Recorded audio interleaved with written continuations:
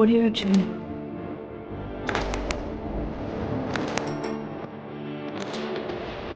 Hello to everyone. Previous lecture में हमने जान लिया था कि क्लासिकल मैकेनिक्स हम किस तरीके से ऑपरेट कर पाएंगे, और उसके बाद हमें स्टडी करना है जो कि कंजर्वेशन से रिलेटेड है। अगर आपको क्लासिकल मैकेनिक्स अंडरस्टैंड करना है तो कंजर्वेशन तीन तरीके के सीखने ही पड़ते हैं। एक तो conservation of the linear momentum, उसके बाद हम सीखेंगे conservation of the angular momentum, और उसके बाद सीखेंगे conservation of total energy. And the one famous statement that is the total energy of the universe remain same और कांस्टेंट, वो हम अच्छी तरीके से जान लेंगे, right, by applying the differential calculus. Okay, so हमें जानना है आज कि कंजर्वेशन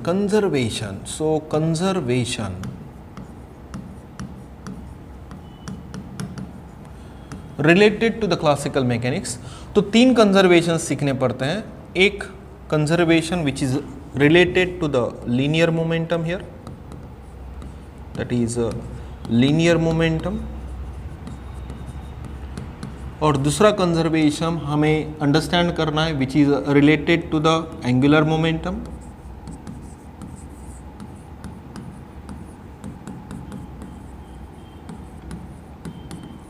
और तीसरा जो कंजर्वेशन है which is related to the total energy, और you can say the energy conservation, right. तो three conservation that we have to understand it perfect. First, we have to discuss what do you mean by the conservation of the linear momentum. Second, we will discuss the conservation of the angular momentum.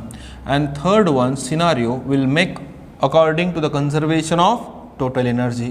So here, what we have to take? So first, I will start the conservation of the linear momentum. So first, we will discuss here. First, that is conservation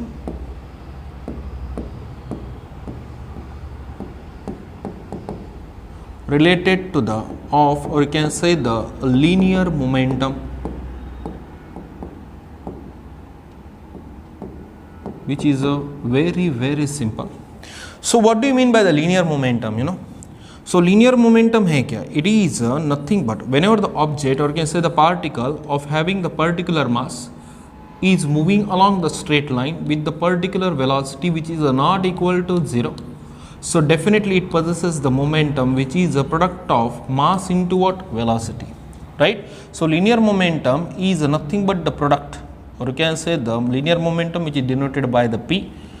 It follows the vector rule, so it is a vector, right? So P is equal to, it is a product of mass into what? Velocity. Done? It is a product of mass and velocity. Clear?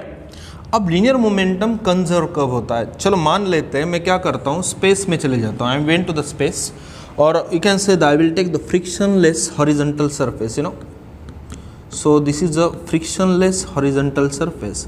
तो यहाँ पे the force of static friction, ठीक है, so I will consider the zero, और you can say the coefficient of the static friction I will take the zero here, right. So if I am take the body here, if I am take the body of having the particular mass, अगर मैंने उसको एक बार speed दे दिया, if I am giving the particular speed, so I will take the v which is not equal to 0, right.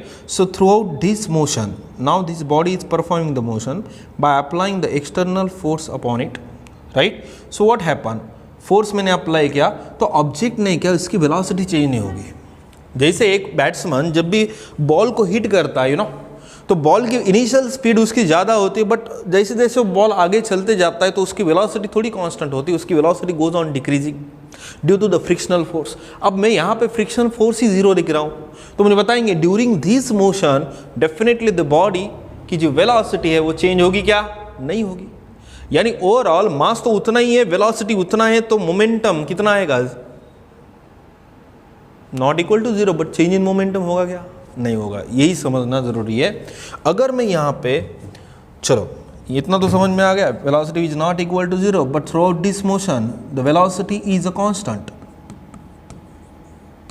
So now tell me mathematics वाले, the derivative of the constant always कितना होता है? Zero. और you can say the differential calculus. So if I am take the according to the Newton second law, Newton's second law,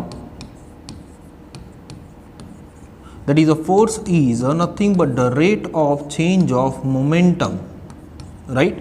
So we'll take the d by dt means what, उस जो momentum is a function उसमें change हो रहा है क्या, नहीं हो रहा है, क्योंकि मास उतना है, वेलोसिटी भी कांस्टेंट है। तो मुझे बताएंगे मोमेंटम ओवरऑल क्या आता है, कांस्टेंट आता है, और कांस्टेंट का ऑलवेज जो डिफरेंशियल कैलकुलस होता है वो कितना होता है, जीरो होता है। Why the differential calculus is zero in this scenario, इसलिए तो मैं बोलता हूँ मैथमेटिकल फिजिक्स अलग है, क्योंकि यहाँ पे मोमेंटम चेंज ही नहीं होगा ना, तो डेरिवेटिव कैसे ले सकते हैं। डेरिवेटिव क्या दिखाता है, डिफरेंशियल कैलकुलस क्या दिखाता है कि फंक्शन में चेंज हो रहा है, लेकिन मोमेंटम में चेंज क्या हो रहा है, चेंज हो रहा ही नहीं, तो हो रहा ही नहीं, तो वैल्यू कितना आएगी, जीरो आएगी, उसकी वैल्यू चेंज ही नहीं हो रही है। तो डेफिनेटली द डिफरेंशियल कैलकुलस और कैसे the derivative of the constant always कितना आता है, जीरो आता है, right. So if I am take the momentum is a constant, तो यहाँ पे मैं थोड़ा सा चेंज कर देता हूँ, right. So momentum p is a constant, वो कांस्टेंट बन जाएगा during this motion, hence you can say the dp by dt is equal to what, 0. So therefore, right, the force which is acting on the body is considered to be what, 0. So during this motion एक तो एक ऐसा scenario हो सकता है कि इस पे जो फोर्स कंटिन्यूस एक्ट हो रहा है, अगर फ्रिक्शन भी होगा तो ही वो फोर्स कंटिन्यूस वेलोसिटी को मेंटेन रखेगा, या फिर मोमेंटम ऑलवेज फ्रिक्शनलेस पे क्या होता है, कांस्टेंट होता है, याद रखना, ठीक है, याद रखना है ना ये चीज़ों को। सो ये हो गया conservation related to the linear momentum. Now will discuss the conservation related to the angular momentum. Okay, so linear momentum तो हो गया, will discuss the conservation related to the angular momentum. So I will take here the heading that is a conservation. वो मैंने rotational dynamics में सिखा दिया है, the conservation of angular momentum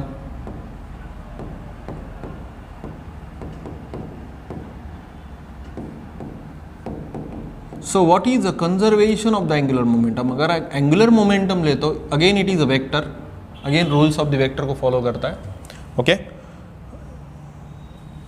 so angular momentum क्या बोल सकते हैं आप, it is very simple, that is r vector cross p vector, right. वो तो आपने सीखा है बाबा, लेकिन एंगुलर मोमेंटम अगर आप लेते हो कि याद रखना, जिसको पता नहीं तो उसके लिए मैं एक्सप्लेन करूँगा। Now I will take the one particular body, right. So this body is performing the rotational motion along the own axis of rotation, so that the particles are performing the what, circular motion. यानी एक चीज़ को हमने जान लिया कि जब आप object पे फोर्स अप्लाई करते हो और वो फोर्स अगर बॉडी का मोशन तो फॉर्म करा रहा है, बट वो मोशन रोटेशनल मोशन या फिर सर्कुलर मोशन हो, तो आप इनडायरेक्टली बॉडी पे क्या अप्लाई करते हो, torque. That torque that you will apply on the body to create the what, rotational motion और you can say the circular motion. Done done. तो कंजर्वेशन हम किस तरीके से प्रूव कर सकते हैं, it's a very simple. So if I am take the torque, torque अगर एक्ट हो रहा है तो रोटेशनल मोशन और can say the circular motion, that you will take the toe vector is equal to are vector cross F vector, where r vector means जिस point पे right आपने क्या अप्लाई किया है, फोर्स, राइट। आपने क्या apply किया है, फोर्स अप्लाई किया है, उस पॉइंट पे का अगर आप देखते हो यहाँ पे, so this is nothing but the position vector, you can take the are vector is a position vector, जिस बॉडी पे जिस पॉइंट पे आपने क्या अप्लाई किया हो, फोर्स। ये भी समझ में नहीं आ रहा है तो आई विल एक्सप्लेन इट। चलो मान लेते हैं आप क्या करते हो, now this is object is coming, now this object has a particular mass और इस डायरेक्शन में ऑब्जेक्ट स्ट्रेट जाना चाहती है। Now this performing the linear motion along this line, right, try to understand ना, ओके। और इस डायरेक्शन पे आप उस पर क्या अप्लाई कर देते हो, फोर्स। तो मुझे बताएंगे that will perform this path, right. So आपने इनडायरेक्टली उस पर्टिकुलर पॉइंट, जिस पॉइंट से, चलो मान लेते हैं यहाँ पे I will take the are vector, you know ये पोजीशन है मास की, तो क्या अप्लाई कर रहे हो आप, टॉर्क अप्लाई कर रहे हो, right. Done done. So tau vector is equal to are vector cross F vector. कैसे है, आई थिंक आई होप आपको समझ में आ रहा हो, ठीक है। But if you take the that is a L vector is equal to what, R vector cross कौन सा वेक्टर होता है, p वेक्टर, राइट। अगर आप एंगुलर मोमेंटम लेते हो, it is nothing but the product of the position vector, this position vector. अभी ये भी समझ में नहीं आ रहा तो बहुत हार्ड है बाबा। एक एक्सिस ऑफ रोटेशन लिया था, इस पॉइंट में से हमने पास आउट किया था, और यहाँ पे आपको पता है that I will take the position vector. जिस पोजीशन पे आपको पता है पार्टिकल प्रेजेंटर जिसका इस डायरेक्शन में लीनियर मोमेंटम हो रहा हो, राइट, और इस डायरेक्शन से इस पे क्या अप्लाई हो रहा हो, फोर्स अप्लाई हो रहा हो, राइट। तो वो ऑब्जेक्ट का डेफिनेटली वहां पे क्या क्रिएट करेगा, रोटेशनल मोशन या फिर सर्कुलर मोशन परफॉर्म करेगा, राइट। अगर बॉडी हो तो रोटेशनल मोशन, पार्टिकल हो तो circular motion. Are understanding, done. So अगर मैं यहाँ पे मान लेते हैं कि अगर रियल कांस्टेंट है, कंजर्वेशन यानी कांस्टेंट, तो मुझे बताएंगे पोजीशन वेक्टर तो चेंज नहीं होगा, जगह थोड़ी चेंज होगी, राइट। मोमेंटम ही कितना आ सकता है, 0 आ सकता है। So if I am take the that is a dl by dt, अगर मैं 0 लिखता हूँ तो बॉडी पे जो टॉर्क एक्ट हो रहा है, दैट टॉर्क, वो टॉर्क की वैल्यू ऑलवेज कंजर्व होती है, क्या होती है, कांस्टेंट होती है, राइट। क्या होती है, एक कांस्टेंट वैल्यू में पर्टिकुलर मिल जाती है, उतना ही अमाउंट ऑफ बॉडी पे क्या एक्ट होते रहता है, टॉर्क एक्ट होते रहता है, done. So that is a conservation related to the angular momentum here. Now will move on the next one. Now we have to discuss the conservation, that is I will take the conservation of, or you can say the energy. So what is the statement of the conservation of the energy, that is total energy of the universe remains same or constant. So if I am take the general statement which is related to the chemistry, or you can say the thermodynamics, that is total energy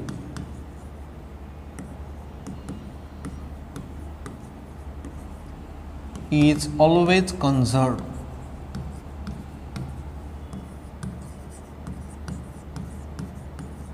वो हमेशा क्या होनी चाहिए, conserved होनी चाहिए, right. Okay, तो total energy is always conserved, यानी overall उनकी वैल्यू क्या आनी चाहिए, कांस्टेंट आनी चाहिए। तो एक चीज़ को हमने जाना कि एनर्जी दो टाइप की होती है। If I am explaining the motion, तो मोशन में definitely it possesses the mechanical energy, तो मैकेनिकल एनर्जी दो टाइप की होती है, मैंने एक्सप्लेन किया था। If you see the video of related to the introduction of the quantum mechanics, that is a kinetic energy and you will take the potential energy, right? So if I am able to find out these kinetic energy and the potential energy related to the classical mechanics, if I am explaining the classical mechanics, then we have to apply the Newton's laws. Newton's laws को अच्छी तरीके से apply करना होता है, और मैं आपको सिखा दूंगा किस तरीके से हम यहाँ पे लेते हैं, ठीक है, classical mechanics. So I will take here the partition, जिसके कारण मुझे रिप्रेजेंटेशन करने में आसानी जाए, ठीक है। ये थोड़ा क्रॉस ही होगा तो इसको कर देता हूँ डिलीट, यहाँ से ले लेते हैं, good, okay. So if I am take the 3 dimension, आपको समझाता हूँ कि क्लासिकल मैकेनिक्स 3 डायमेंशन मोशन को एक्सप्लेन करना बहुत डिफ़िकल्ट है बेटा। ये उतना आसान नहीं होता जितना ये हमें दिखता है, राइट। ये थोड़ा अलग ही हो रहा है, नहीं इसको डिलीट ही कर देंगे, ये नको ही हमें, ठीक है, राइट। सो दूसरा ही लेता हूँ मैं यहाँ पे 3 डायमेंशन, चलो एरो फॉर्मेट में लेता हूँ, ठीक है। So I will take here the x-axis, now here the y-axis, and here it is the z-axis. There are the 3 axes that I have taken, okay. So one is x-axis here, now this is the x-axis, here it is I will take the y-axis, and I will take here the z-axis. Now this particular particle, now I will take this is the particle P. If you want to determine the exact location, so you will get the exact position, right, in terms of the Cartesian coordinate system. So I will take the vector, I will take the position vector, okay. So I will take here the position vector from here, so that indicates the position of this particle, okay. So this particle I will consider at the point A. Now this is a particle is at the point A. Now this particle is performing the motion, right.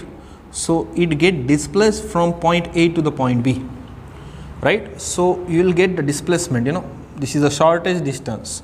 but in terms of the displacement, okay, but in terms of the Cartesian coordinate system, position vector is now to be changed. Okay, so what you are observing during this, so this is a position B and थोड़ा सा मैं यहाँ पे change करता हूँ, ठीक है, change कौन सा करूँ यहाँ पे, पीला पीला ही लेता हूँ, ठीक है, अच्छा कॉम्बिनेशन है, कॉम्बिनेशन अच्छा बनता है, नीले नीले अंबर पर, वो गाना बाद में गाएंगे अपन, ठीक है, हंसते खेलते हुए. सो carefully observe, now this yellow represent the shortest path, right. So this indicates what does it indicate? It indicates the change in position. So you can say if you take the vector, now this is a change in displacement, right. So I will take this is a x1 and I will take this is a x2.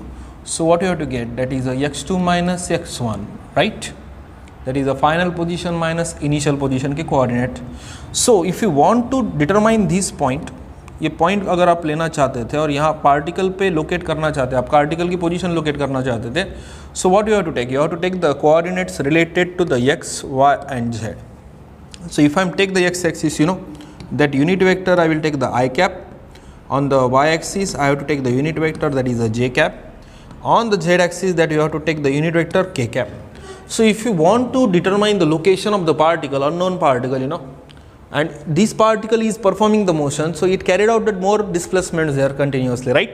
So what I am doing, I have to determine the location of the point related to the Cartesian coordinate system, right, in the 3 dimension in terms of the position vectors. So I will take this is the position vector r1 and this is the position vector r2. Done. So what you are observing, we are relating the position related to the position vector, right. Right.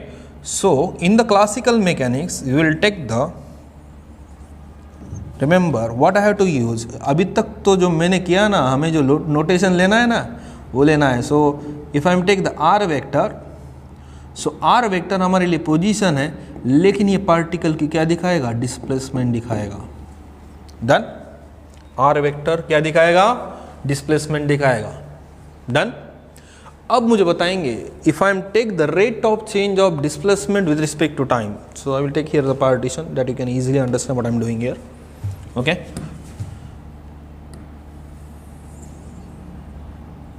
so what you are observing during this explanation, that we have to take the r vector which is gives us the position vector, और position vector के साथ सबसे important चीज़ है कि हमें object का displacement दिखाएगा, right.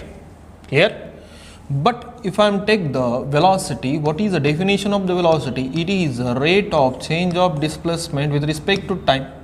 So if I am take the dr vector, right, so dr by dt, so velocity I will denote in terms of the one single dot. Done. So that represents us the velocity. Done.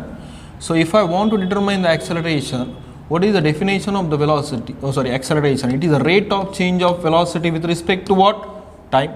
So if we want to explain the double derivative, so v can be written like this, you know, so that is a d by dt, I will take the separate, and v को मैं ऐसा लिख सकता हूँ, that is a dr by what, dt. So what you have to take, we have to take the double derivative, then and then you have to explain the displacement in terms of the double dot form, right. So that is nothing but the acceleration for us during the notation, right. So I hope सभी के idea अभी clear हो चुके हैं कि r vector हम क्यों लेते हैं क्लासिकल मैकेनिक्स में, और r जो डॉट आता है वो क्या होता है, r डबल डॉट क्या होता है, और सिंपल r क्या रिप्रेजेंट करता है. Clear. Done. Now will move on the conservation. अब हम जाएंगे टोटल कंजर्वेशन की तरफ. अब ये particle with respect to the ground, now this is the ground, उसकी हाइट कम ज़्यादा हो रही है. Now this particle is performing that kind of motion, you know. Clear.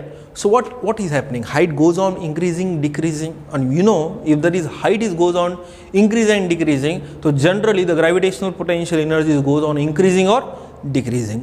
Clear? So means during this what is happening, कभी kinetic energy ज़्यादा है तो कभी पोटेंशियल एनर्जी ज़्यादा है तो काइनेटिक एनर्जी कम है। तो ओवरऑल इन दोनों की जब आप एडिशन करते हो तो क्या मिलता है, एक पर्टिकुलर कांस्टेंट वैल्यू मिलती है। तो हमने प्रूव किया ना, रोटेशनल डायनेमिक्स में भी प्रूव किया, साथ में साथ ऑसिलेशन में भी प्रूव किया। So we know that so if you take the Newton's second law, that is the Newton's second law, that is a force is equal to what, mass into what, acceleration, right? ये तो ठीक है, ये तो हमने general format में लिया, but in terms of the derivative format how can you explain करेंगे ना। एक्सेलरेशन को मैंने बोला ना, वहाँ पे मैं क्या लिख सकता हूँ, डबल डॉट लिख सकता हूँ। समझ में आ रहा है मैं क्या करना चाह रहा हूँ वहाँ पे। एक्सेलरेशन को r double dot, r vector double dot, right. So यहाँ पे मैं अगर फोर्स लेता हूँ तो क्या मिलता है, दैट इज एम आर ऊपर 2 dot, so that represents the acceleration, you know, okay. तो मैं क्या करता हूँ, LHS here what you have to take energy, we will not discuss about the force, what is the general formula for the work, you know, work का formula क्या है, what is the general formula of the work, that is a force into displacement, you know, force into displacement, clear। so मैं क्या करता हूँ, LHS को displacement से multiply करता हूँ, RHS को भी डिस्प्लेसमेंट से मल्टीप्लाई कर देंगे, राइट। सो LHS को डिस्प्लेसमेंट से मल्टीप्लाई करेंगे, so I will take the force F dot, चलो वेक्टर फॉर्मेट में लेंगे ना, force dot R vector is equal to M R double dot R vector, are understanding. Displacement से multiply कर दिया। Now this indicates the energy, the work stored is in the form of what, energy. अब ये समझने की ज़रूरत नहीं, इसलिए तो कंजर्वेशन जाके देख लेना जिन्होंने वीडियो नहीं देखा है। हाँ, राहुल सर कुछ भी बोलता है, कुछ भी करता है, ठीक है ना। क्यों मैं बोलता हूँ, बेसमेंट बनाने के लिए बहुत टाइम लगता है बाबा, ठीक है। अब मैं चिल्ला के क्या करूँ यहाँ पे। चलो, force into displacement that definitely gives us the work and work is stored in the form of the definitely energy, right. So this represents the energy and I want to explain this, so what I have to take. मैं क्या करता हूँ, अब देखो, अब RHS को operate करते हैं, will operate on the RHS, हाँ, ओके। तो मैं क्या करता हूँ, यही टर्म को ऐड कर देता हूँ, तो 2 हो जाता है। तो मैं क्या करता हूँ, 2 से डिवाइड कर देता हूँ। समझ में आ रहा। अब मैं ब्रैकेट में ऐसे लिख सकता हूँ क्या, that is M, that is acceleration dot displacement, add करना पड़ेगा ना, that is M acceleration dot right displacement, done. समझ में आया टर्म कैसा किया मैंने, clear. So I will take here the partition, again I will take the partition,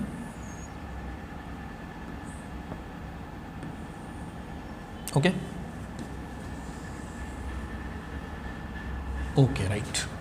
So what you are taking here, so if you take the derivative, now get the position, you know। अब मैं यहाँ पे position देता हूँ तो आपको समझ में आएगा कि इतना टाइम मैंने क्या किया। so this is the first, I will take this is the second position, now this is the first, I will take this is the second। मास तो कांस्टेंट है, उसको आप बाहर भी ले सकते हो, चलेगा। so if you take the product rule, अगर आपको प्रोडक्ट रूल पता है, so what is a derivative of the 2 function, so I will take the first function into second function. So what is a derivative, first function into derivative of second plus second function, ठीक है, यहाँ पे थोड़ा सा जगह नहीं है, it is the second function into derivative of what, first, right. So कुछ इस तरीके का सिनेरियो बना क्या, derivative type. So what will get, so that is I will take the force vector dot displacement is equal to what, if I am operating this, so we are taking the half derivative of the 2, that is I will take the m, this is represents the velocity, velocity का derivative acceleration आता है, तो single dot लेना पड़ेगा, single dot into second हमारे लिए क्या है, r है, राइट। सो मुझे बताएंगे, now this is a, okay, now this is r dot again, now this is a velocity and this represents also the velocity। so what you are getting, there is a kinetic energy, you know, and the kinetic energy that is denoted by the T, right? किससे हम denote करेंगे? ये half से multiply करना पड़ेगा इस term को. It is half mv square, right? So if you are taking the higher level books, you will get the whole term that is a T. T stands for the kinetic energy. Clear? Done? So अभी मैंने सिखाया कि आपके Newton का second law क्या बोलता है. So whenever there is an unbalanced force is acting on the particle, when the unbalanced force is acting on the particle which causes the change in velocity. Mass change नहीं होता है बेटा, क्या change होती है? वेलोसिटी चेंज होती है. अगर वेलोसिटी चेंज हो रही है तो वेलोसिटी तो 3 डायमेंशन में, एक्स एक्सिस के अलोंग, ये वाई एक्सिस के अलोंग, और ये कौन से एक्सिस के अलोंग है? जेड एक्सिस के अलोंग. डन?